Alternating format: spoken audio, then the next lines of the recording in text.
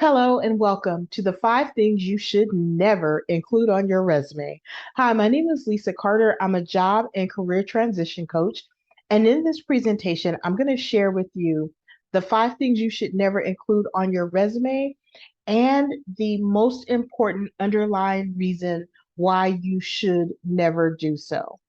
Now, we're going to jump right in by talking about the number one rule of an effective resume. And the number one rule of an effective resume is to tailor your resume to the needs of a recruiter.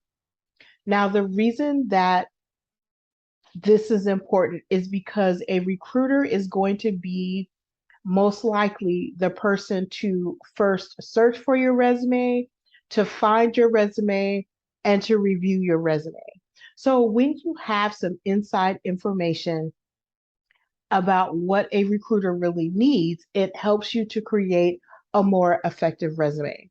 So here are a couple of facts about recruiters that you may not know or that you know and just never really stop to think about how these things impact their finding and reviewing your resume. So the first thing that you need to know is that recruiters are super busy. They are almost always hiring for more than one position. And for each one of those positions, it is very common for them to receive anywhere from 50 to 100 resumes for each one.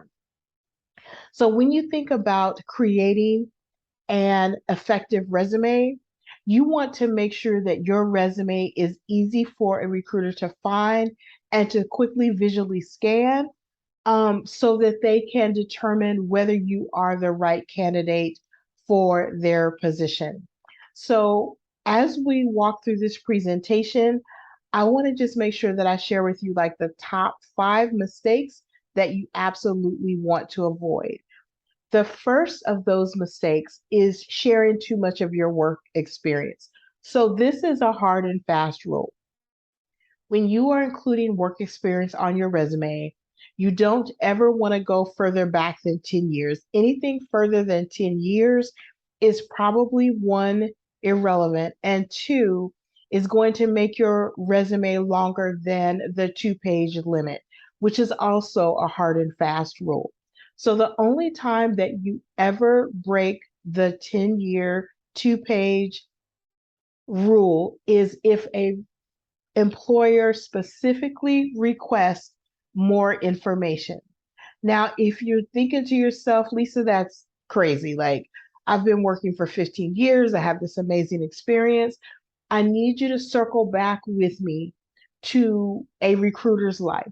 Now, the person who's going to be looking for and reviewing your resume has multiple positions to fill and has many multiples of resumes for each of those positions.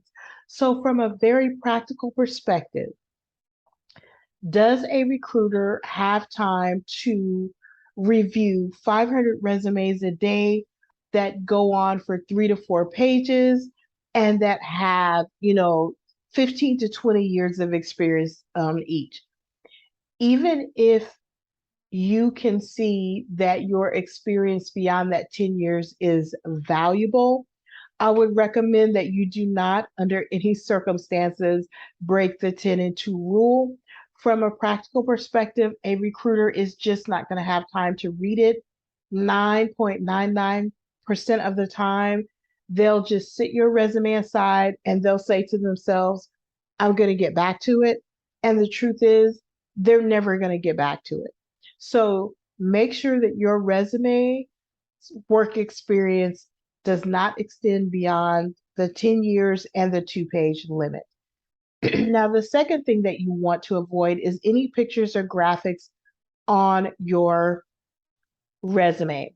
So I have heard over and over, and I've talked to more job seekers than you can imagine, and they say to me, Lisa, I was watching some videos and a friend of mine said, or I heard that you should include your pictures, some nice graphics, maybe a couple columns and text boxes to really help your resume stand out.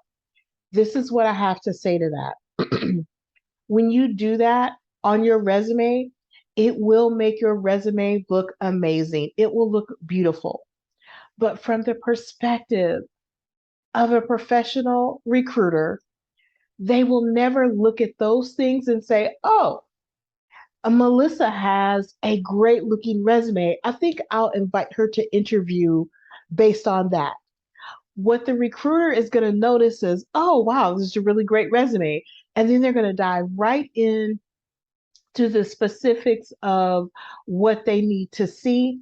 So if you have a choice between giving them a pretty resume, which they will never, use to make a decision to invite you to interview, versus a resume that is giving them what they need, you might want to consider giving them what they need over what you think is going to quote unquote stand out. Now, the last thing that I want to tell you about including pictures and graphics, and you've probably heard this before, is that recruiters use applicant tracking systems. The truth is, we don't really know the, what's the word I'm looking for? We don't really know like the the limits of the tracking system. There are companies out there who are billion-dollar companies who are using software that is like 25 years old. I'm not kidding. And then there are companies out there who are using brand new software that hasn't really been field tested very well. And so the one thing that I can tell you is that it would not be unusual for a resume that has images, columns, text boxes, and pictures to cause that applicant tracking system to error out in some way so that it can't actually read your document, AKA your resume. So, my thought is when it comes to giving the recruiter what they need, that is where your focus should be. Next, I want to take a look at the thing that you want to avoid on your resume is the wrong keywords. So when a recruiter is doing a search for your resume, they are using keywords. Keywords are terms that a recruiter is most likely to use to search for resumes for a specific position. Oftentimes, what happens if the job seeker is even aware of keywords, they will make assumptions based on their personal work experience that they know what the keywords are. That totally makes sense. Unless you think about it from the recruiter's perspective, in probably 90% of the cases or more, the recruiter does not have your same experience. They are relying on the job description to give them the keywords that they need to search on. So they are looking for things like the job title on the job description, the location. A lot of recruiters are looking for local candidates. They are also looking at that job description to figure out the common skills, experience, education, and training that the hiring manager wants to see. So, my thought is if the recruiter is going to use the job description to find keywords to use to search, then as the job seeker, I want to use those same keywords. So, the number three thing that you want to avoid on your resume is just the wrong keywords because they will virtually make your resume invisible to the recruiter. Now, the next thing that you want to avoid is the wrong information. And the wrong information is anything directly that is not directly related to your qualifications for the job. Again, I've heard more stories than you would believe about people getting advice that they should include their personal interest on their resume, information about their family on their resume, additional facts that they feel would interest the recruiter to know about them. So it's not that the recruiter doesn't want to know all those things and is not interested in those things, but that information goes on LinkedIn. You share that information in the initial interview or the follow-up subsequent interviews. When it comes to your resume, your recruiter is busy, they're filling more than one position, and they have hundreds of resumes to screen out. So, what you need to do is make sure that you are tailoring the information that you put on your resume to the needs of that recruiter. Information that gives the recruiter an idea as to whether or not you are qualified for that position. All right. So the last thing that I want to share with you about, things that you should avoid or never include on your resume is poor formatting. No cursive or hard to read fonts. So stick with some of the more traditional fonts that we use: Arial, New Times Roman, Calibri. You also want to make sure that your font size is no smaller than 11 points. 12 would be better. And this is a biggie: no dense blocks of text.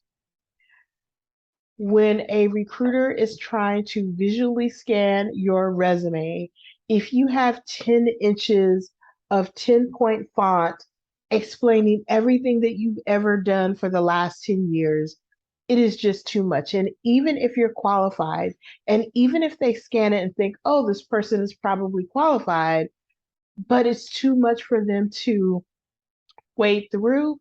So they sit it aside and they say to themselves, and I've done this, I'm guilty. I can, you know, tell you that there are at least 90 other recruiters that I know who've done the same thing. I'm going to get back to that one because it looks interesting. And then we just never get back to it because there are so many other resumes out there where that is not an issue. So make sure that you format your resume in such a way that a recruiter can quickly and easily visually scan it. So before we wrap this up, there's one final secret that I want to share with you about resumes when they hit a recruiter's desk.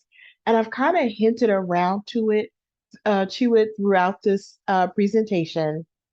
And that is when a recruiter is sitting at their desk and they are, going through a stack of resumes, basically, and I don't even know how many recruiters are aware that they do this, but this is the real deal.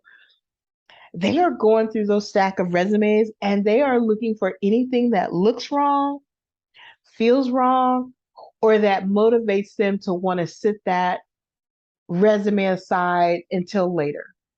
So if anything on your resume looks wrong, feels wrong, or motivates that recruiter to want to set your resume aside, basically what that means is that you have been screened out of the process.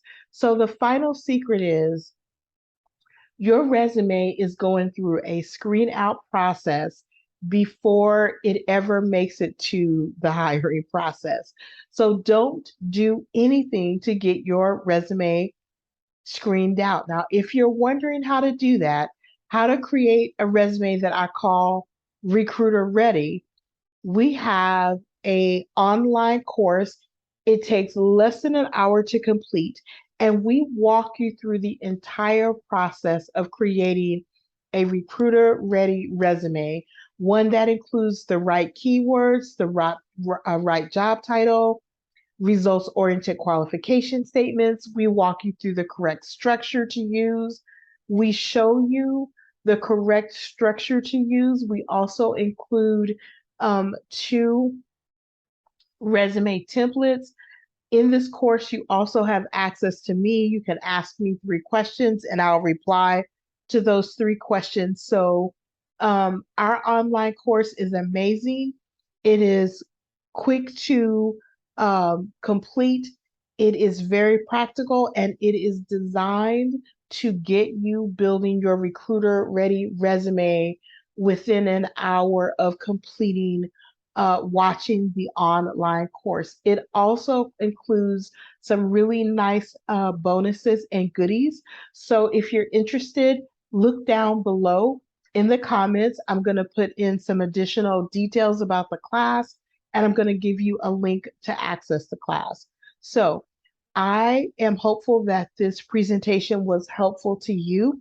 And like I said, if you already know that you are not sure really all the ins and outs of creating a recruiter ready resume, please take a moment, check out our course. It's amazing, and it will definitely start helping you to generate those interviews that you need. Thank you so much. I'll see you in my next video.